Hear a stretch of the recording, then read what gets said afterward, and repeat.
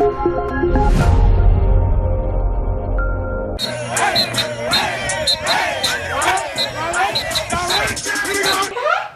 up, my people? It's your girl Adeola. Sorry, I cannot shout this time around because last week when I shouted, it was bad for my audio. But Mugabe stepped down for time. Thank you, Lord. After the military said that their coup was not a coup, people went on the streets protesting that Mugabe should step down.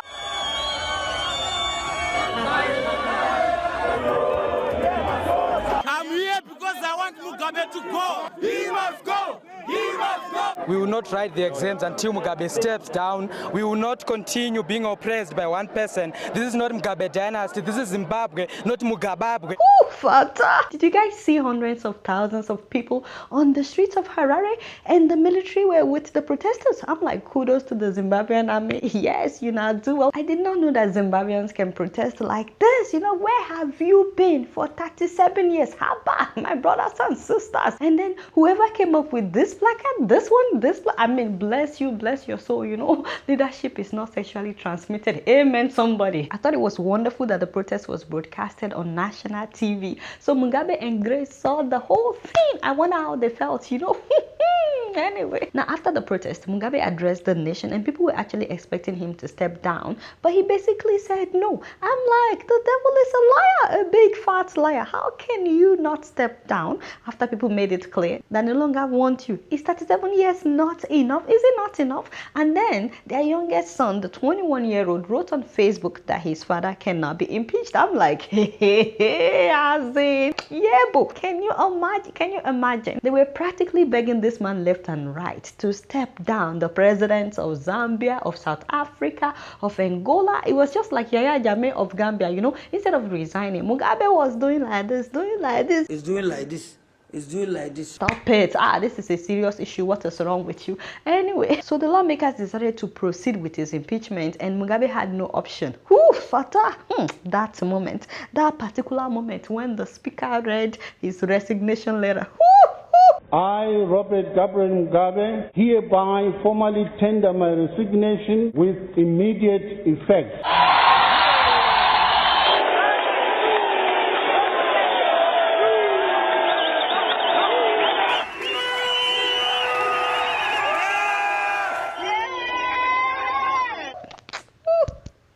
Give me 1 minute. Yeah! But you know what I don't understand? Where were these lawmakers this whole time? Were they not part of the same government? Anyway, this is just another lesson that this life is so unpredictable. As of the beginning of this month, Grace Mugabe was still thinking that she would be the next president. Remember? And she was yabbing everybody. If only she knew, she would have. Now, it's okay for my people of Zimbabwe to celebrate. You know, do well.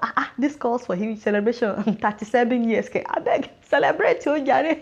But you know, don't celebrate for too long, so you understand, because this is the time for you guys to be strategizing, considering the fact that the same politicians are still the ones in charge. Don't forget that. So you need to be strategizing so that history will not repeat itself. Now, in case you're wondering why Zimbabweans were celebrating, Mugabe actually started out as a hero. Well, we are totally opposed to the concept of multiracialism. Everybody must be accorded his full political rights, whether he be white or black, educated or uneducated. He even spent 11 years in prison fighting for the freedom and the independence of his people, but he later became the oppressor of the same people that he fought for. So he got in power in 1980, that was when they got their independence, but before 1990 he had already started pushing for a one-party state.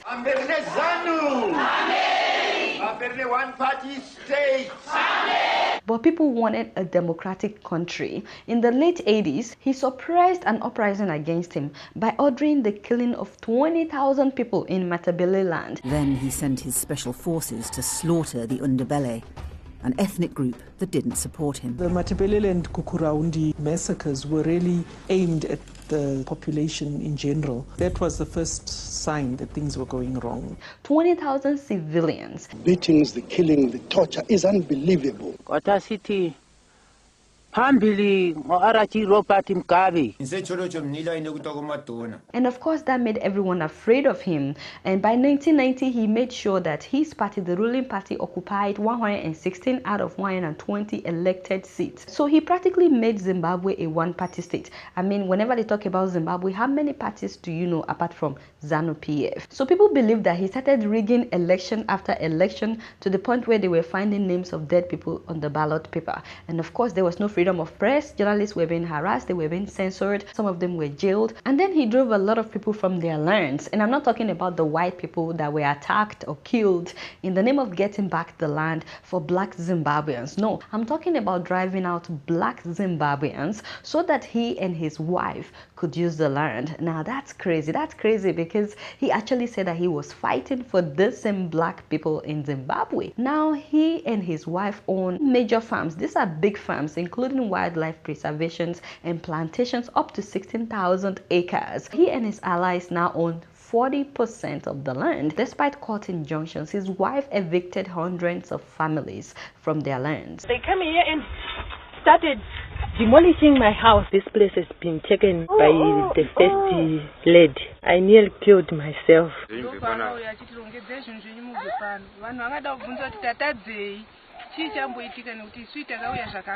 Law is only being applied to us the poor, not the elite, like Gracie and her husband. That is really, really sad. It's so interesting because 15 years after driving out the white farmers, he wanted them back. And as a matter of fact, he brought back some of them. Questions have surrounded Zimbabwe's land reform program since day one, from how the land was acquired, whom it was given to, and how productive they've been. Farms deemed to be of strategic economic importance will be allowed to remain in the hands of white farmers. People say that a lot of the black farmers who were given the land didn't know how to cultivate it. I'm not sure why they didn't teach them how to cultivate the land, but all I know is that Zimbabwe used to be referred to as the breadbasket of Africa because they were producing so much food to the point where they had more than enough and they were exporting out food to other countries, and that food exportation accounted for 40% of their foreign currency earnings. As of 2015, it is estimated that Zimbabwe has lost about $12 billion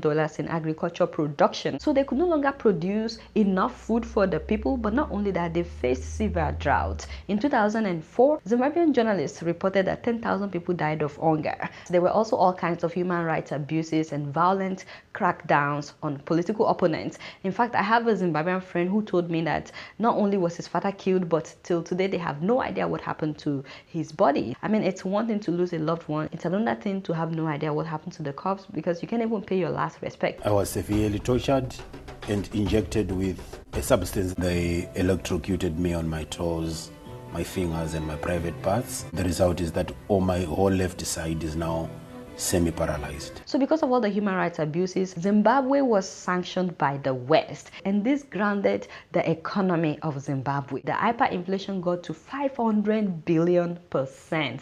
I can't even process that. So then Mugabe ordered the printing of big currencies like millions, billions, and even $1 trillion notes. That meant nothing. For you to get $5 you needed 100 trillion Zimbabwean dollars, and that could only buy you 2 loaves of bread. You know, everybody became a billionaire overnight in Zimbabwe, including little kids. But then the money was worthless. One shirt was being sold for $2.7 billion. I mean, that's almost $3 billion for one shirt. 3 eggs were being sold for $100 billion. And then when you go to the restaurant to eat, you would need like big cash like this. You would need this kind of cash just to pay for one meal. I was once a trillionaire. Forbes magazine didn't recognize me as a trillionaire. My trillions couldn't buy even a loaf of bread. The money became worthless to the point that people were using it as toilet paper. I'm not even kidding. I'm not joking, because public toilets, they had to start posting notices that please stop flushing the Zimbabwean dollar in our toilet. It was so bad that they actually stopped spending their own money, their own currency, that they started spending other people's currencies. There was a time they were spending Botswana pula and then South African rand. They spent Indian rupee, the euro, pound sterling, Chinese yen, Australian dollars, American dollars, all in one country. Later on, people were only allowed to withdraw only $50 a day. Imagine. So some people literally had to sleep in front of the bank waiting for another day, because if you needed $200, you would have to wait for 4 days to get it. So people were like, why even go home? Why not just stay? Just camp in front of the bank. Needless to say, Zimbabweans were scattered all over the world. Now, Nigerians are also scattered everywhere, This is not just Zimbabweans, but for a country of 16 million people, it meant a lot to them. People are scattered all over the world. The word family doesn't mean anything to us anymore, and they only see each other on the internet. Wow. Now, despite all this, Mugabe's family lived in opulence. Now, this is the car that their 25-year-old son was driving to school in Dubai. Keep in mind, he posted this picture on his own Instagram page. The guy travels in a private jet, and inside the jet is gold. He also posted his $14,000 pair of trainers, as in $14,000. And of course, his younger brother was showing off his $60,000 wristwatch, the one that he poured champagne on. Yes, he made a video of it. But it wasn't just Mugabe's children that were living the big life. Mugabe's brothers, their children, were also showing off their wealthy lifestyle on social media. And of course, Mugabe's wife was nicknamed Gucci Grace because she became really popular for shopping at designer stores, buying really expensive stuff. Grace Mugabe loves diamonds, to the point where there was a time she sued a Lebanese man who failed to deliver her 100-carat diamond ring, which she paid $1.3 million for. Ring, $1.3 million US, not Zimbabwean dollars. And that's just one of several rings. She bought 12 diamond rings, 62 pairs of Ferragamo shoes, and a $100,000 Rolex watch. And of course, she has mansions. There's one of them that she called Graceland, and this is different from where she lives with Mugabe. She has her own mansions, and of course, she has a big dairy farm. And as you guys know, Grace has a 33-year-old son with her ex-husband, whom she was still married to when she became Mugabe's mistress. Yes, that's a story for another day. Mugabe was also married at the time to a Ghanaian woman, by the way, whom a lot of people actually respected. Now, that son that Grace had for her ex-husband also posted videos and pictures of his 2 Rolls-Royce custom-made limousines, which he reportedly bought with $5 million. And as you guys know, every year they were spending millions of dollars on Mugabe's birthday party. Now, what I don't understand is how all of this can be happening under your roof while your people are suffering, but then you will go to the UN and abuse everybody else. I don't get it. In any case, huge kudos to the Zimbabwean army for making this a bloodless coup.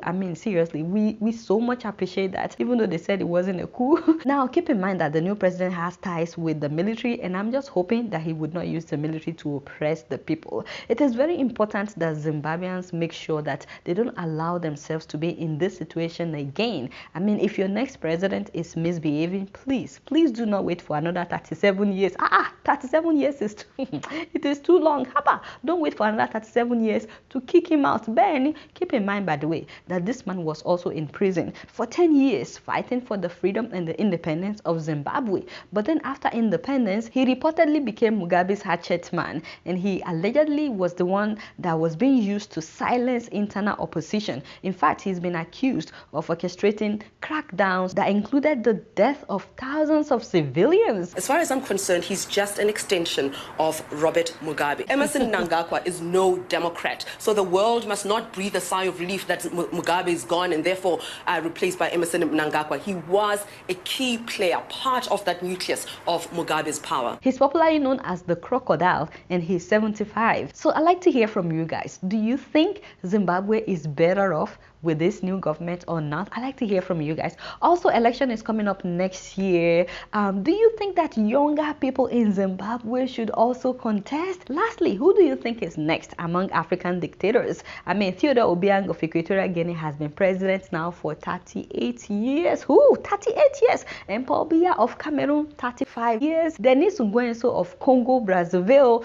33 years. Museveni of Uganda, 32 years. And of course, the Nyansigbe family in Togo, 50 years, the list goes on. And let's not forget about the Democratic Republic of Congo, and Burundi, and also Rwanda. By the way, whenever I talk about Paul Kagame of Rwanda, some people start having issues. I'd like to hear from you guys.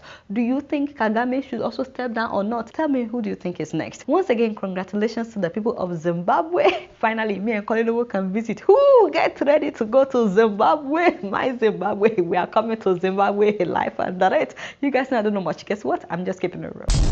Moving on to Ghana, several times on this show, I've boasted about the beautiful hospitals that Ghana is building while we have crappy ones in Nigeria. But you know, lately I've been getting a lot of complaints from Ghanaians about something that is not just happening in Ghana, because this is also happening in Nigeria, so we are not better off. I'm talking about the attitude of some doctors and nurses. Notice that I said some, because there are great doctors and nurses out there, people who actually care, people who truly care about their patients. Thank you so much for what you're doing. But there are many doctors out there who just want to make money, and nurses who treat patients as if they are doing you a favor. Hey, keep in mind that you are paying for the service, you are paying for it, and they will treat you as if you are inconveniencing them. How bad? The devil is a liar.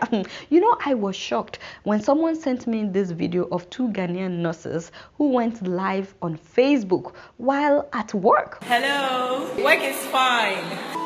My boyfriend is calling me. I'm at work. Hey, I should get my ass back to work. No one is here to work. What's up? So can't we play at work?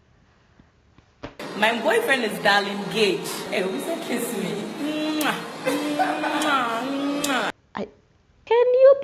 Can you believe, even though this video was published in August, it still baffles me that it happened at all. Of course, when the video went viral, both of them were fired. Their names are Trudy Marcel. Trudy is the popular one, by the way. Ooh, she became really popular. And the other lady is Ramatu. But then they got some influential people to plead for them. They even said that they didn't shower for days. So they got their jobs back. Unfortunately for Trudy, last month, her boyfriend's mom's house got burnt. Apparently, she lives with her boyfriend who lives with his mom. So I feel bad that the house got burnt. But you know, I still cannot help but wonder if some people understand what it means to be a medical practitioner. A friend of mine in Ghana was told that she needed an urgent surgery. They told her that if they don't operate on her, if they don't do the surgery right now, that she would die. But after rushing her into the operating room, they left her there for hours. Unknown to her, they told her friends that if you don't come up with $2,500 cash,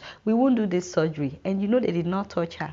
While her friends were running everywhere trying to raise the money, they didn't touch her until the money was completed. And you know, the one that touched me the most is the fact that because they left her in the operating room, she was bleeding internally. And because of that, they later told her that they had to take out one of her fallopian tubes because she had bled for too long. I'm like, it was your fault that she was bleeding. You were supposed to do the operation immediately. And the ridiculous thing is that as soon as she woke up the next day, they gave her another bill, which was even more than the one they told her friends to look for. And you know, she sent me the picture of that one. It says on the bill that 100% deposit of estimated cost is required within 24 hours. Now, another friend of mine in Ghana, whenever they gave her drip, the nurses did not monitor the drip. So each time it finishes, there's nothing for her to press to alert the nurses. So blood will now start going into the drip. So she would have to work with the drip despite her pain to go out to go and call the nurse to come and remove the drip. Can you imagine? Now, another friend of mine in Ghana, her mom had stroke. So she called the ambulance, you know, like calling 911. You know, they told her there was no ambulance. Imagine calling 911 and being told that there is no ambulance. So then she called her friend who knows the Minister of Health, and within 30 minutes an ambulance showed up from the same company that told her they had no ambulance. And then the funny thing is, when the ambulance came, they told her that they didn't have fuel in the ambulance.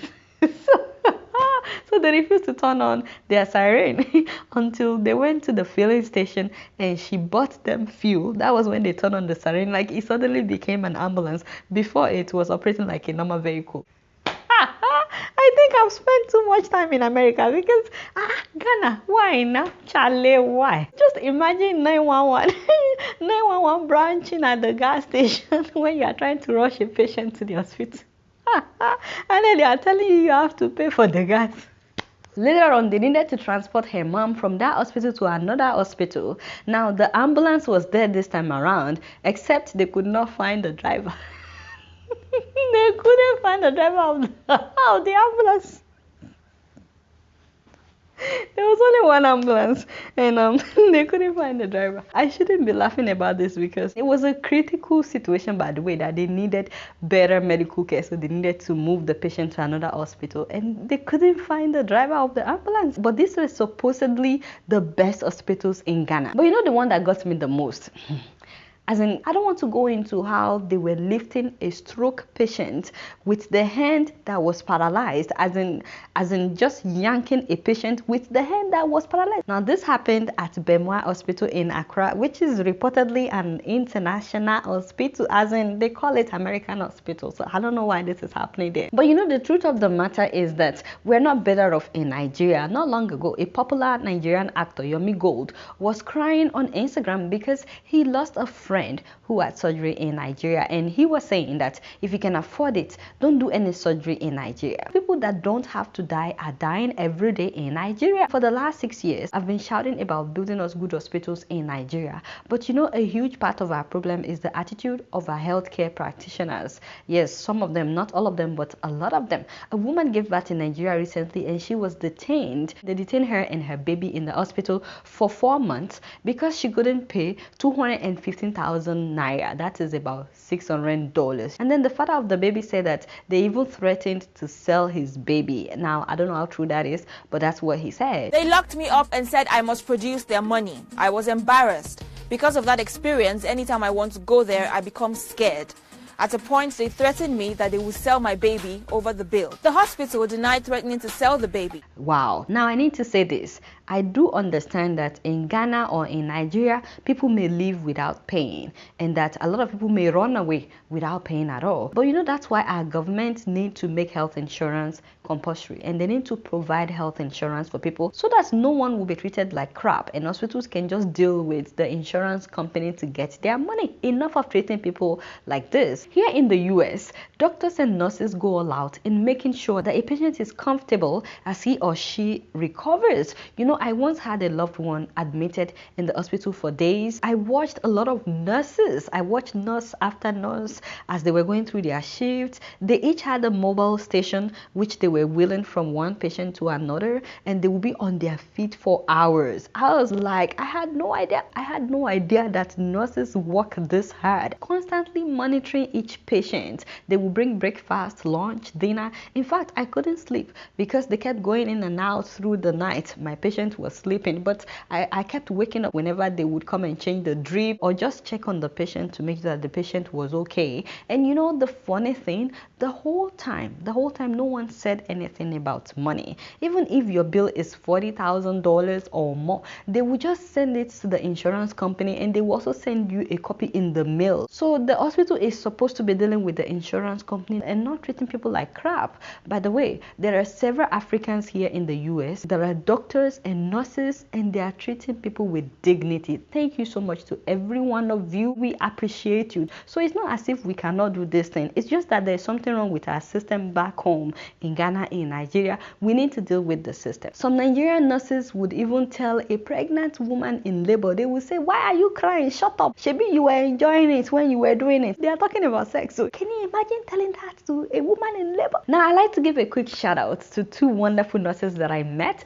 This beautiful Gambian nurse, Sainabu Nyans, and also this beautiful Nigerian nurse, Mrs. Raliat Koliosho. I met both of them at the hospital when my patient was admitted, and they took extra care, as in extra care of my patient. I am so grateful. I'm so grateful to the two of you. Thank you so much. You know, this is how people should feel about nurses and doctors. Like, people should see you and be like, thank you. You took care of me when I was sick. And I know that we can do this. I'm hoping that these women will inspire you, not just them. There are so many African nurses and doctors that are doing amazing things. And lastly, I like to thank the doctors and nurses in Nigeria, in Ghana, and in different parts of Africa. Those of you in Africa that are treating people with dignity, thank you so much. Don't think that people are not noticing. People always notice when someone is different from the crowd. You know, I decided to talk about this, not to shame anyone, but just to inspire people and to encourage our doctors and nurses to treat people with dignity. Thanks to those of you that are already doing it. You guys know I don't know much. Guess what? I'm just keeping it real.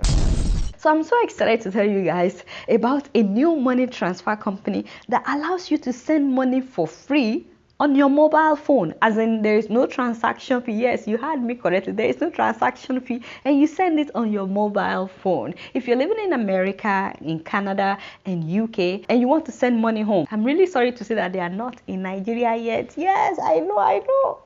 They are yet to expand to Nigeria. I mean, that is heartbreaking. Of course, I already told them they must to expand to Nigeria by fire, by force. So I'm really sorry that Nigerians cannot take advantage of this yet. But if you're trying to send money to Ghana, to Kenya, to Uganda, and Tanzania, this is for you. This thing is free of charge. You don't have to pay any transaction fee. All you have to do is download the Wave app. Make sure you look for the one with the penguin, and then you will link it with your debit card. It is safe. Hundreds of thousands of people are already using this, and downloading this thing and installing it on your phone takes about 3 minutes. But once you're done with that, you can send money as if you are sending phone credit, So within 30 seconds of sending the money, your loved one will get the money in the country that they are. As a matter of fact, some people say within 8 seconds their loved ones get the money. They call this mobile money. Apparently this is very popular in Ghana, in Kenya, in Tanzania, and in fact this is what people are using to pay at restaurants now. Mobile money.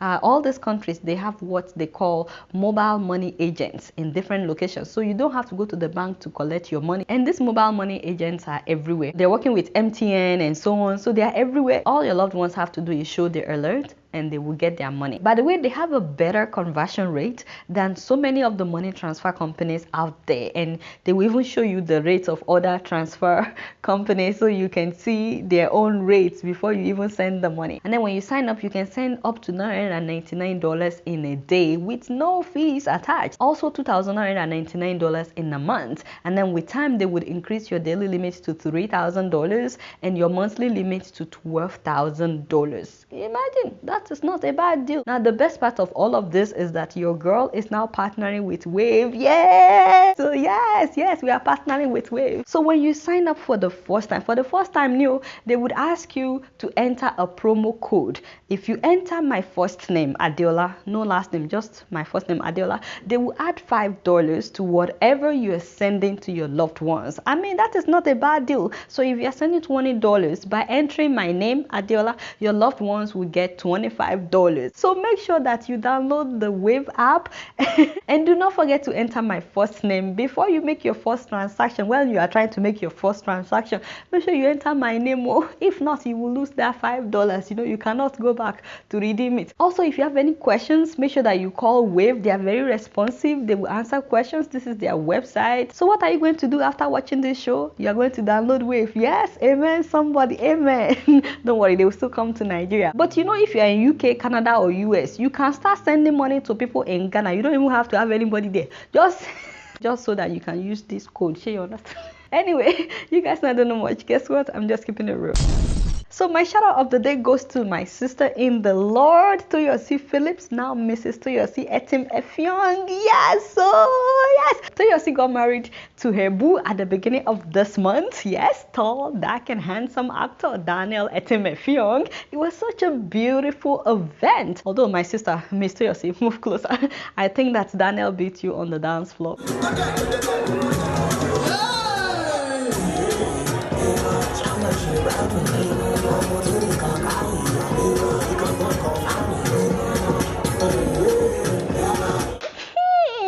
Of course, I trust my Toyosi. She came back up with her own move.